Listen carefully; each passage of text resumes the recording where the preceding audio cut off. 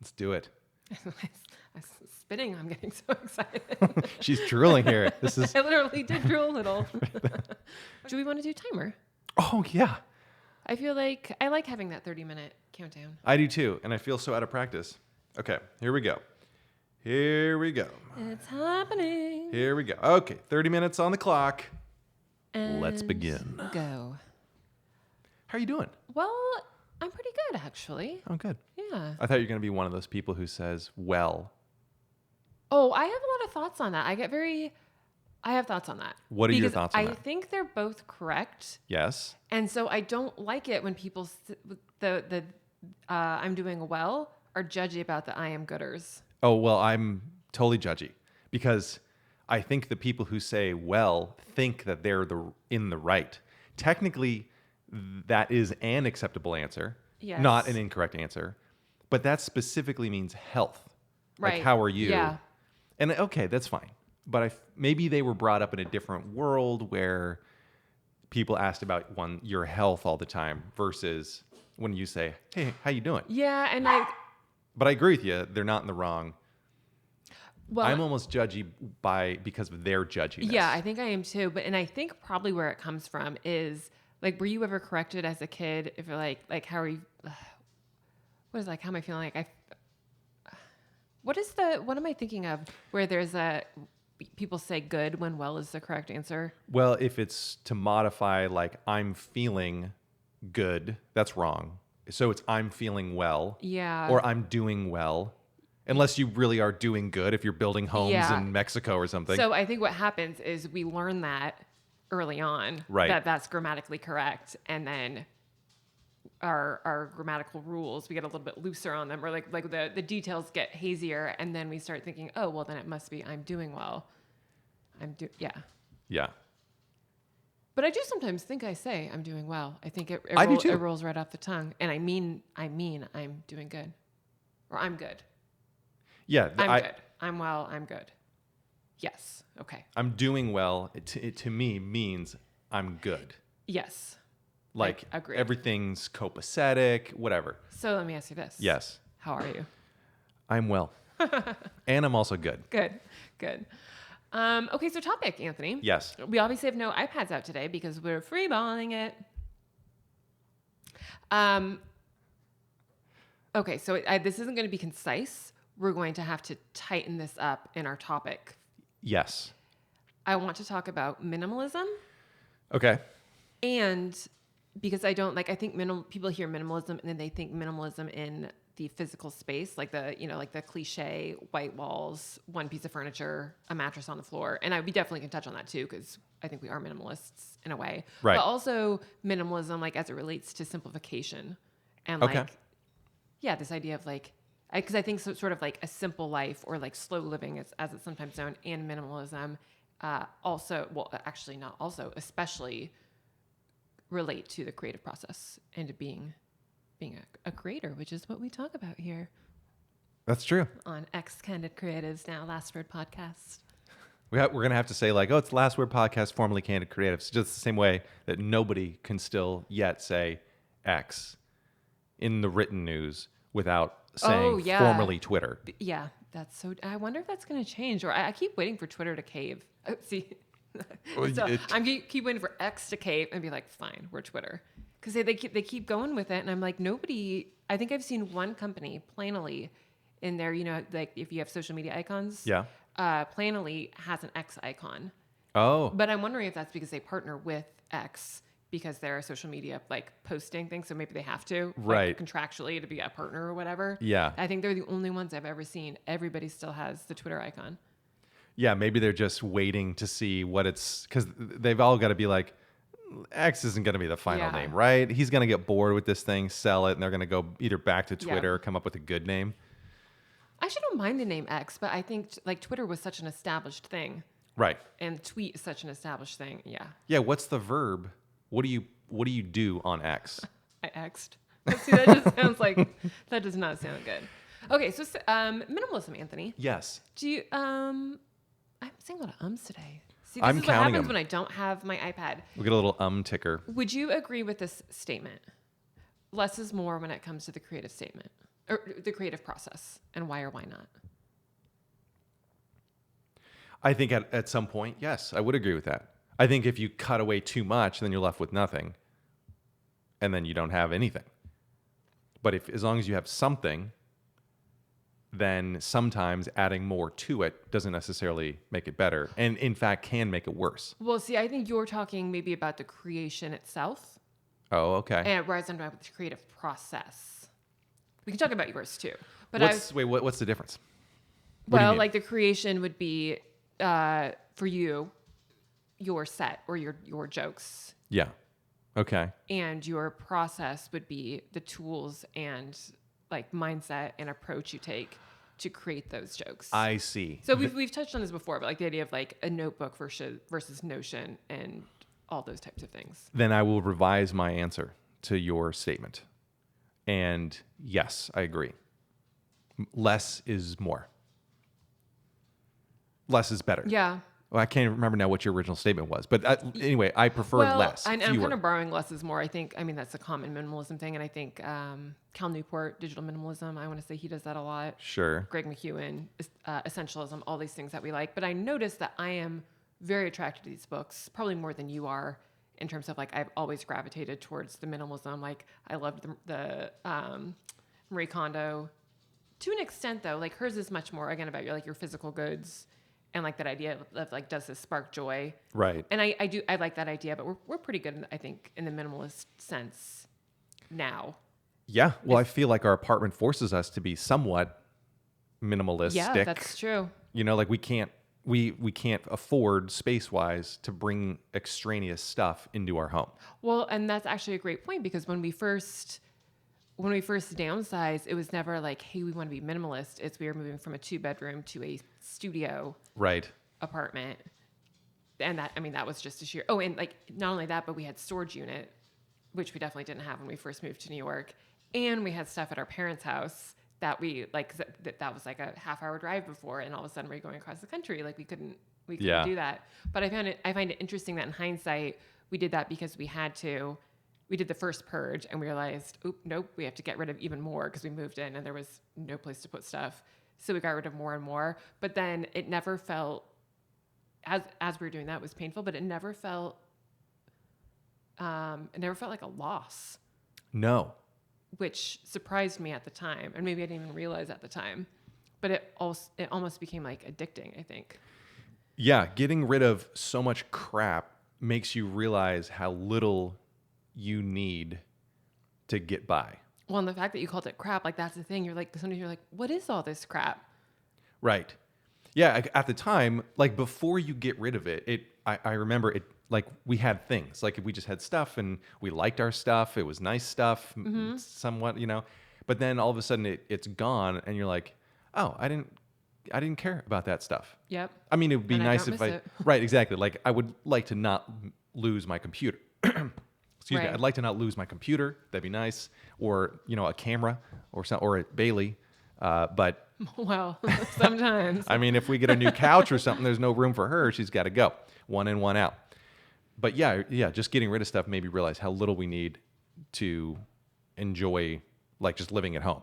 Yeah, and I think we both started prioritizing quality once we started doing that. Because like if you're only going to have one wooden spoon, which is not an exaggeration, we have one wooden spoon. Right. Like you want it to be a nice wooden spoon.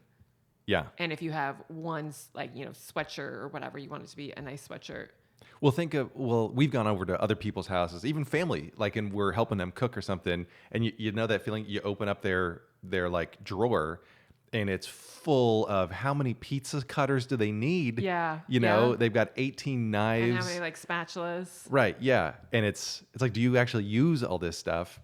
And then I judge them. And I tell them to their face right then and there. Just a little backhand. Yeah. How dare you? Come over here. How dare you have so many spoons?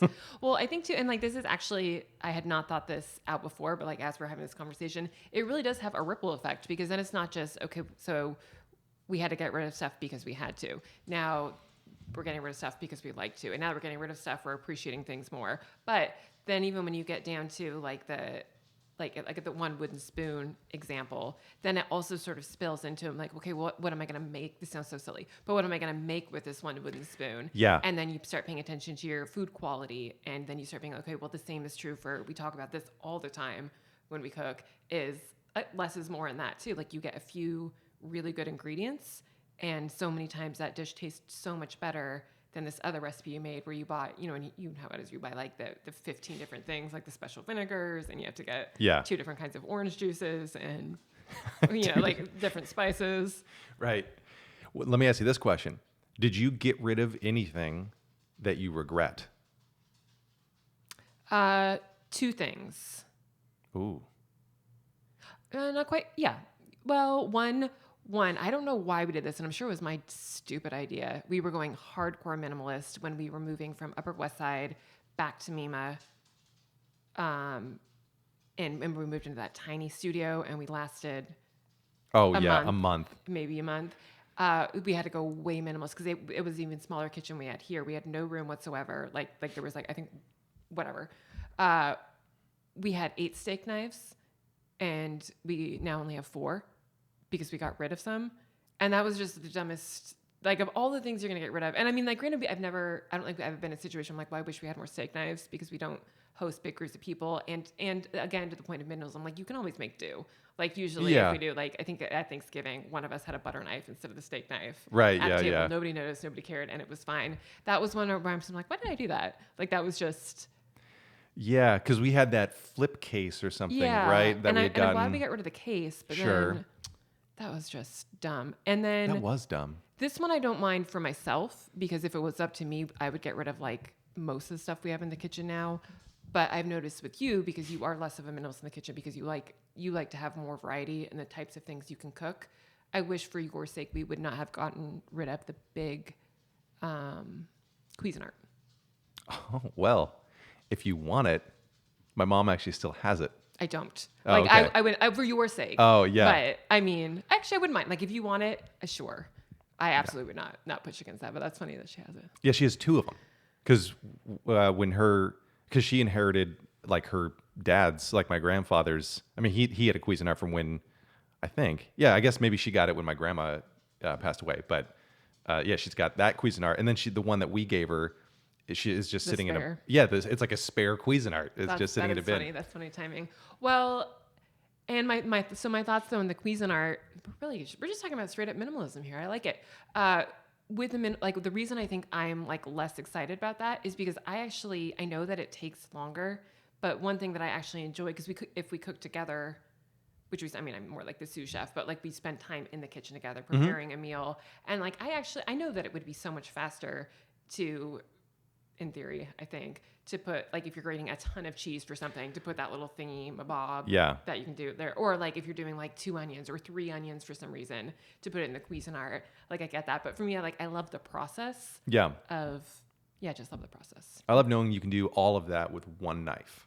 Yes, I mean, exactly. the grating the cheese is different, but... That's, like to me, that's just... And I think you probably got me started on this on, like, the knife idea of just having, like, one beautiful, beautiful knife. And granted, we have 2 because we have different knife preferences. Yeah. But still, we have, like, his and hers knives, and we have one each. Yeah. And we love it. And we have a his and hers, like, we have, like, the same with the cutting board.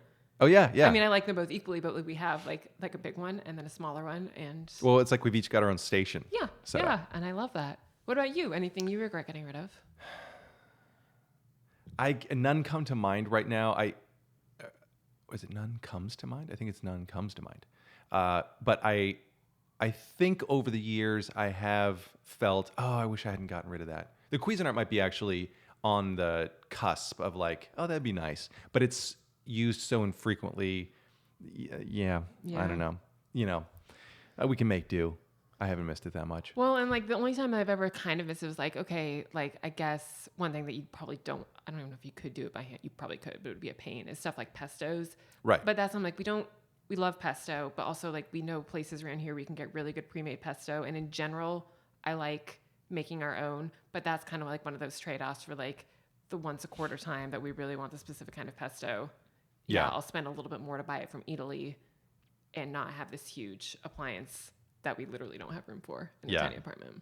Okay, to get back to your original question, minimalism with regard to the creative process? Oh, yeah. So what made me think about that is I've noticed that both of us,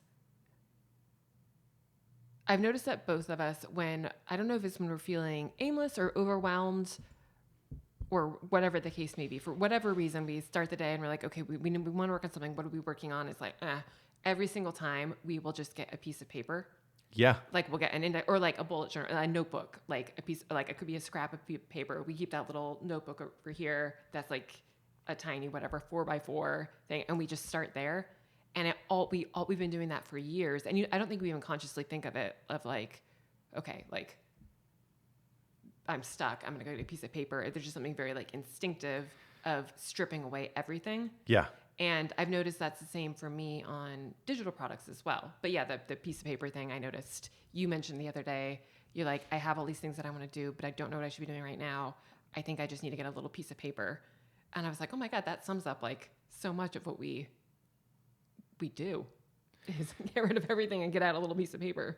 Yeah, I actually think that the process of like writing with a pen and paper, even if it's just a to-do list or thinking, like if you're taking notes while you're researching something, let's say on the internet, and writing it down separately outside of the notes app on your computer, I think it's so instinctual to humans to do that every sci-fi movie and television show ever made is so wrong because they have no paper. Mm-hmm. Like on Star Trek, every time they're handing around those little, like what now we would call like an iPad mini, and they're passing those back and forth and typing back and just like tapping. I'm like, nope, they're going to have pen and paper on that friggin' starship. Yeah. Because they're going to have the replicator give them a notepad, a legal pad. Exactly, yeah. I need an A5 little notepad. It's so different than trying to type it. Like you have to think of how long it took you to learn how to type. I mean, for you it was weeks. Me, I'm still learning, but it's you have to teach yourself. Whereas a pen and paper, you can draw in sand with your finger. I'm sure humans have been doing that for a long time. Yeah, and I think it's not just, at least for me, it's not even just the handwriting process, although I agree with you. I think it's also the tactile, the paper. Yeah. Because like my Apple Pencil is very useful for a lot of things and I do use it, but I don't think I'm ever going to be one of those people that's like, oh, I'll treat my iPad. And like a lot of notes apps have now, you can like jot notes with your hand. Yeah. And I'm like, I've tried it like once or twice and I'm like, no, this is not the same. Like I'm still going to put it aside and I'm going to go get a piece of paper or a notebook. Yeah. And write it down there. Okay, so now let me ask you this, because this is something that I'm struggling with a little bit. Okay. I always find myself coming back to paper, as we talked about. Like, I have however many like paper planners, and sometimes I'm like, oh no, I love this digital process. I'm only ever going to use, whatever.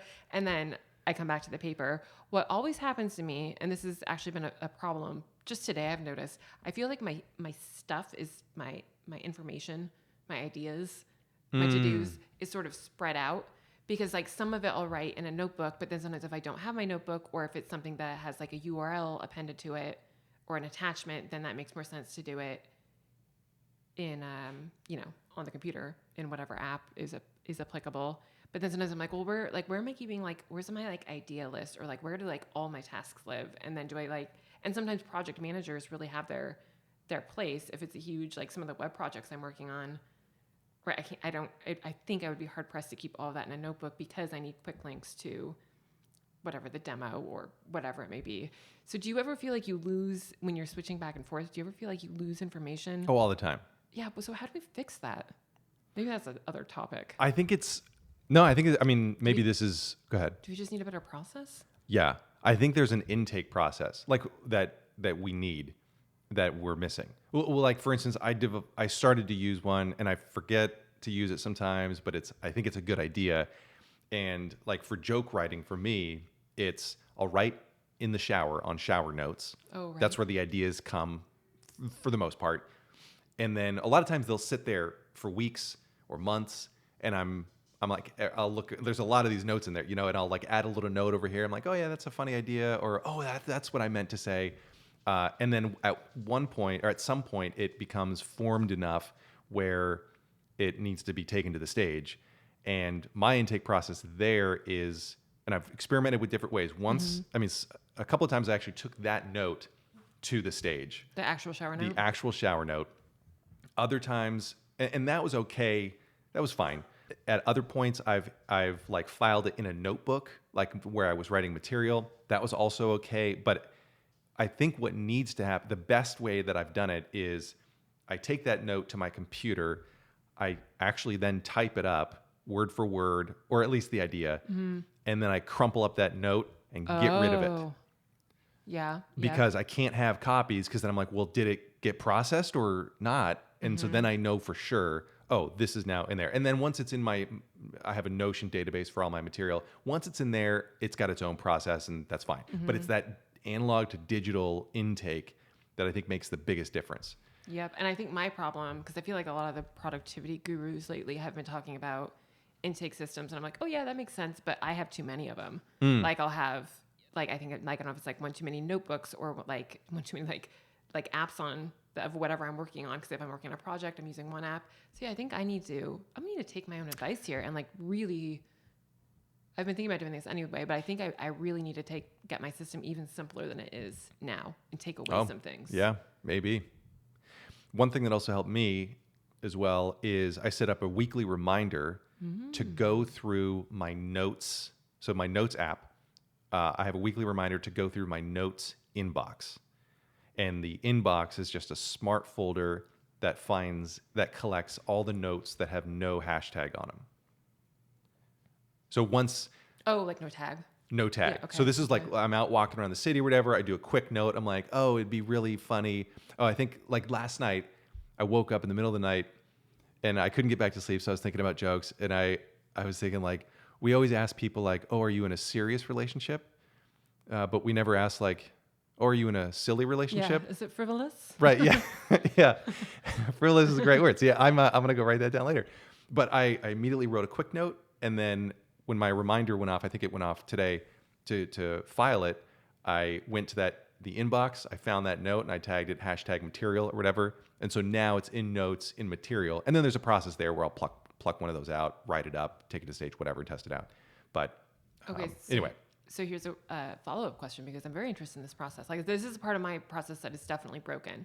So I'm just going to quiz you on it. Yeah, please do. When you, like, I get when you're in the shower, of course, you need to use an aqua note because that's what's the only thing that's there. You don't have your phone. You show you. I tried newspaper for a while. It just kept going. Just like, the drain's always clogged. I don't know what's going on, handyman. No, let's switch that. Oh, so best case scenario. So you have your Aqua note. Let me start over. Okay. In the shower, intake is aqua notes by necessity. If you're out and about in the city, you mentioned that you use quick notes. So if you're on your phone, you use Apple Notes, right? For your quick intake? I have 2 quick intakes, but yes, for the most part, I use Apple Notes. Okay, what's your other one? If I'm out walking bales, I usually don't have my phone with me, and I just have my watch. So I'll say, "Hey, Rero, in 2 hours, remind me to write about how we always ask people if they're in a serious relationship, but we never ask people, oh, are you in a frivolous relationship?" You know. Wait, and where does? Oh, that goes to reminders. Yes. Have you ever thought about using reminders? Because I did this for a while with things and I kind of liked it. Have you ever thought about using reminders as an intake system? Because I know most people think reminders is like a to-do app, which I get is its native function. I use reminders as an intake system only in the way that I just mentioned, where I have to say, hey, remind me to write about this. Oh, I see. Because there's no way, at least as of now, to create a note on the fly. Like I can't say, Which is so silly. I know. Apple, if you're listening. Yeah. Put the friggin' Notes app on the watch. A stripped down version. Like I get tables are out of scope, but for the rest of the stuff, it's just text. I just want to record my friggin' voice saying something dumb. So yeah, I have to do the hack workaround with reminders to say in 2 hours, remind me to write about whatever the idea is. But why couldn't you also, like I get why that's a necessity one, but could you to make as an intake, instead of using quick notes for an idea, when you're out and about with your phone, could you use reminders to put down that idea? So then you have it all in one spot. Yeah, I could.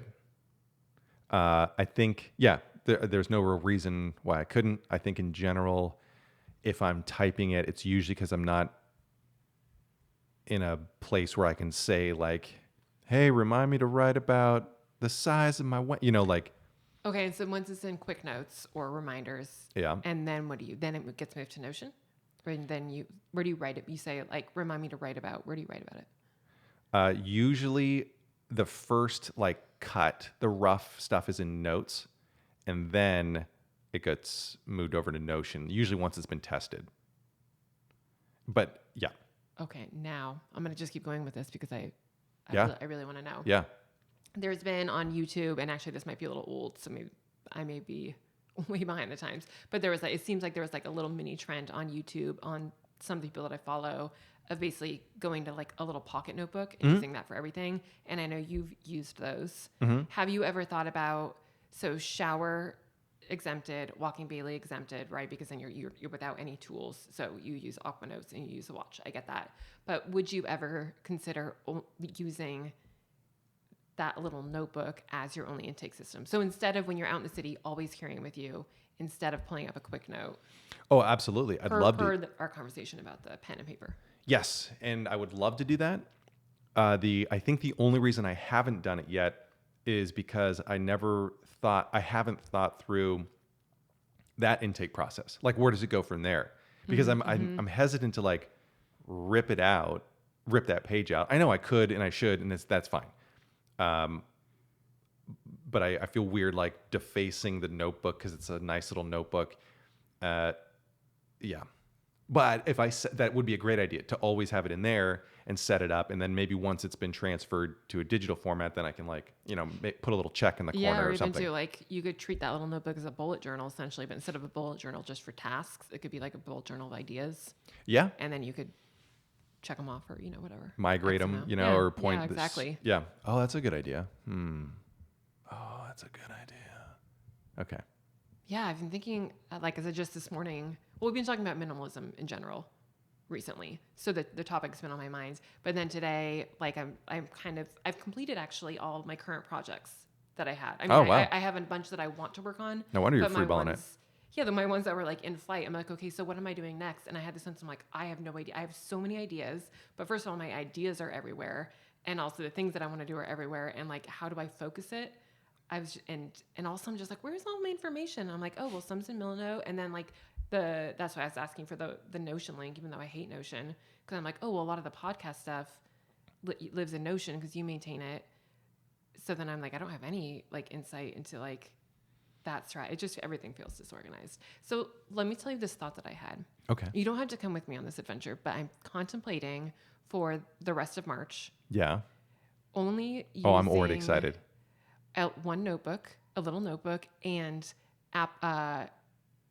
native Apple tools. So reminders, notes, basically reminders, notes, and a notebook. I'm in. I'm so in. And so like no Notion, and like Milanote would be a little bit hard because like Milanote is still like where I dump ideas, and I do love that. But I'm like, you know what? Like I just need to like concentrate my focus. I'm in. Okay. Yeah, so I'm like, you know what? No more Airtable. Like you can get by like even with an what's Apple's Excel? Numbers.